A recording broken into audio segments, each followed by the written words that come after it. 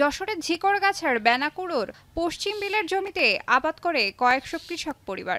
গেল বছরেও এই জমিতে ধান, সবজি ও ফুলের আবাদ করা হয়, কিন্তু অপরিকল্পিতভাবে পুকুর খনন ও মাছের ঘেরের কারণে পানি প্রবাহে স্বাভাবিক পথ বাধাগ্রস্ত হয়ে তৈরি হয়েছে জলাবদ্ধতা।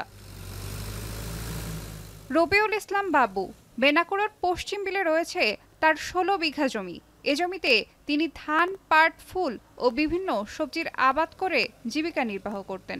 তবে জলাবদ্ধতার কারণে এবছর ১ শতক জমিতেও আবাদ করতে পারেননি। এতে দিশেহারা তিনি। শুধু বাবু নয়, একই অবস্থা বিলে জমি থাকা শতাধিক কৃষক পরিবারের। এখানে ৩ ফসলের জমি, আমরা এখানে ফুলের চাষ করি। ফুলগুলো ডুবে গেছে এবং সে মুথাগুলো পচে গেছে। এখন আমাদের বিকল্প কোনো ব্যবস্থা এখানে কোনো কিছুই পাইনি। ঘের ভেড়ি করে সব বাইন্দে সেন্দে রেখে আগে বাড়ি কত সব তলায় দিচ্ছে। অন্যান্য ১০-১৫টা বিলের পানি এমনি দিয়ে বেরোয়, কিন্তু সমস্যা হচ্ছে আমাদের এখানে পানি নিষ্কাশনের কোনো ব্যবস্থা নাই।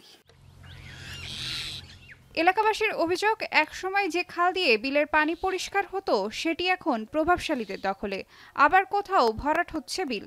সামান্য বৃষ্টিতেই ১০ গ্রামের পানি বিলে জমা হচ্ছে, কিন্তু বের হওয়ার কোনো পথ পাচ্ছে না।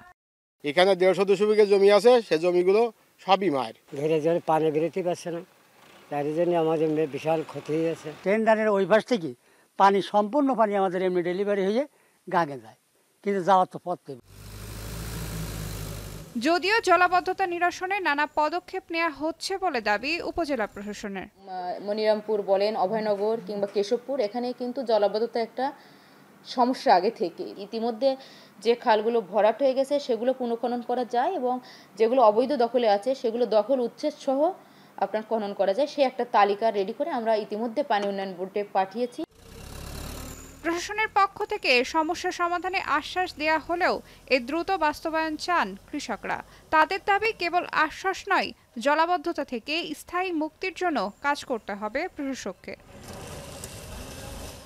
এখন যশোর।